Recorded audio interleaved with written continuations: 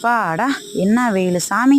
நல்ல வேளை நம்ம மண்டவோடு ரொம்ப ஸ்ட்ராங்காக இருக்குது. இல்லைன்னா அடிக்கிற வெயிலுக்கு மூளை உருகி மூக்கு வழியாக வந்துடும் போல். வாங்க இந்த வெயிலுக்கு ஒரு ஜூஸ் குடித்தா தான் நல்லாயிருக்கும். ஒன்று என்னங்க ஒன்று, வாங்க 2 ஜூஸே குடிக்கலாம். ஒன்று கிர்னி ஜூஸு, இன்னொன்று வாட்டர்மெலன் ஜூஸு. ஓகே, கிர்னி பழம் ஜூஸ் எப்படி போடலான்னு பார்க்கலாமா? கிர்னி பழத்தை வந்து உங்களுக்கு தேவையான கிர்னி பழத்தை கட் பண்ணி வச்சுக்கோங்க. அதுக்கப்புறம் காய்ச்சின பால், அப்புறம் சுகர் எடுத்துக்கோங்க. அப்புறம் கொஞ்சம் பாதாம் கட் பண்ணி வச்சுக்கோங்க. ஓகே, ஃபஸ்ட்டு என்ன பண்ணீங்க, கிர்னி பழத்தை எடுத்து போட்டுக்கோங்க. அதுக்கப்புறம் பால் கொஞ்சம் ஊற்றிக்கோங்க. அப்புறம் தேவையான அளவுக்கு சுகர் போட்டுக்கோங்க.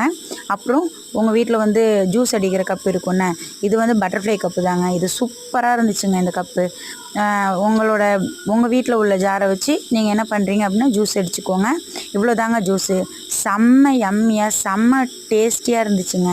கண்டிப்பாக இந்த வெயிலுக்கு வந்து ரொம்ப சூப்பரான ஒரு ஹெல்த்தியான ஒரு ஜூஸாக இருக்கும்னு நான் நினைக்கிறேங்க. ஓகே, வாங்க குடிக்கலாமா இதை?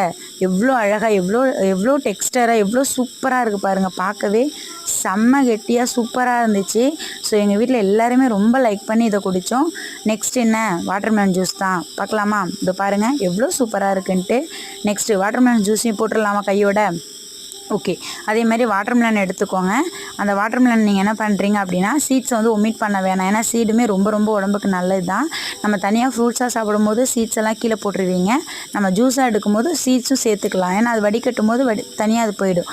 அதே மாதிரி நீங்கள் வாட்டர்மெலனை எடுத்துக்கோங்க. அதுக்கப்புறம் அதே மாதிரி பால், காய்ச்சின பால் தான். அது உங்களுக்கு தேவையான அளவுக்கு நீங்கள் ஆட் பண்ணிக்கோங்க. பால் வேணாம் அப்படின்னாலும் வேணாதான். பால் வாசம் பிடிக்காது அப்படின்னா ஓகே தான். அப்புறம் சுகர் வந்து நான் நிறைய ஒரு 5 ஸ்பூன் நான் போட்டேன். ஏன்னா சுகர் நிறைய இருந்துச்சுன்னா ஜூஸ் வந்து சூப்பராக இருக்குது. ஆனால் சுகர் வந்து கம்மியாகவே போட்டுக்கோங்க. அதுதான் கொஞ்சம் ஹெல்தி ஒன்றும் கூட. ஓகே, ஸோ இப்போ திரும்பி நம்ம ஜாரில் போட்டு அடிக்க ஆரம்பிக்கலாமா? ஸோ பாருங்கள் எவ்வளோ சூப்பராக ஜூஸ் வருது பாருங்கள். அவ்வளோ அழகாக வருது பாருங்கள். எனக்கு அந்த ஜூஸ் போட ஆசையாக இருந்துச்சு. இன்னும் ஏதாச்சும் எடுத்துருவாங்களேன், பழம் இருந்தால் கொடுங்களேன், நான் ஜூஸ் போடுறேன்னு கேட்டேன். இருக்கிறது போதும் அப்படின்னு வீட்டில் சொல்லிட்டாங்க. சரி ஓகேன்னு சொல்லிவிட்டு ஜூஸ் போட்டு முடிச்சாச்சு. ஸோ அதை பாருங்கள், அதோட ரிசல்ட்டு பாருங்கள் எவ்வளோ சூப்பராக வருதுன்னு சொல்லிட்டு இதோ பாருங்கள் ஜூஸ் எல்லாமே வெளில வந்துடுச்சு. ஸோ இப்போ நான் ஓப்பன் பண்ணி பார்க்க போகிறேன். ஸோ பாருங்கள், கொஞ்சம் என்னோடய வீடியோ கொஞ்சம் லைக் பண்ணுங்கள், ஷேர் பண்ணுங்கள், கொஞ்சம் சப்ஸ்கிரைப் பண்ணுங்களேன். எவ்வளோ நாள் சொல்லிகிட்ருக்கேன் நான். ஓகேவா? கொஞ்சம் சப்ஸ்கிரைப் பண்ணிவிட்டு அப்புறமா என் வீடியோ பாருங்கள். ஸோ பாருங்கள் ஜூஸோட எவ்வளோ திக்னஸாக இருக்குது பாருங்கள். இதாங்க நம்ம கடையில் குடிக்கிறதோட நம்ம வீட்டில் செய்யும் போது ரொம்ப சூப்பராகவே வருதுங்க. இது ஹெல்த்தியாகவுமே இருக்குமே, ஹெல்த்தியும் கூட தான் இது. ஸோ பாருங்கள் 2-3 ஐஸ் க்யூப் எடுத்து போட்டுக்கோங்க. அதுக்கப்புறம் பாதாம் கட் பண்ணி வச்சுருக்கீங்கள, அதையும் கொஞ்சம் ஆட் பண்ணிக்கோங்க.